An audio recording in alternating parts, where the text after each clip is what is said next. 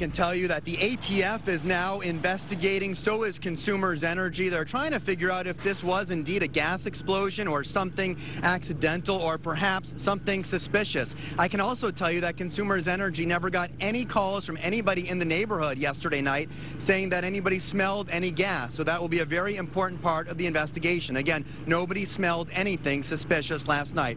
Meantime, you can see the immense amount of debris right behind me here at the corner of Avondale and Hoover. Some of the debris and dirt and dust landing in the trees and utility poles. Many homes in this neighborhood sustained a lot of damage as well, especially right here on Avondale. Almost every home that I look at has windows that were blown out, and that's just some of the damage. I was standing right here. When the explosion rocked this Warren neighborhood, Laura Craig was standing outside her home, just feet from the site. She lives right next door. She was planting her new geraniums. It was just a huge explosion. Huge, huge. I couldn't see my house. I yelled, "Rob," because my son was upstairs having his dinner. And I thought it was my house that was gone because I couldn't see it. But I never moved. Never moved. Laura says she doesn't know how she wasn't hurt. It was white. Everything was white. White, white, white, white, white, white, white. You couldn't see anything. Nothing.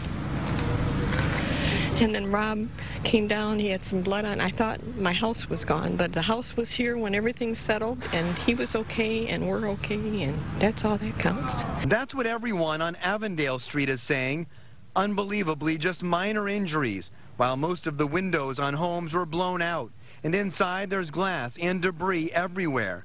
Sean Martin was on his couch, his son upstairs, the stairway now detached from the wall. My son, he was in here playing his Xbox, and this cabinet was laying here.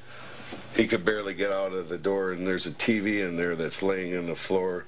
All the window and glass was laying basically almost on top of him. Outside, this is all that's left of the Best Textile Company. It's an industrial laundromat that primarily cleans linens of local restaurants and food service companies.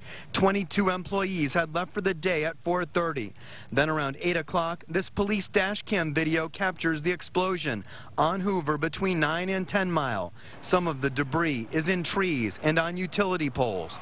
The owner of Best Textiles would not talk to us today, but homeowners have a lot to say about the explosion, the destruction, and the cleanup.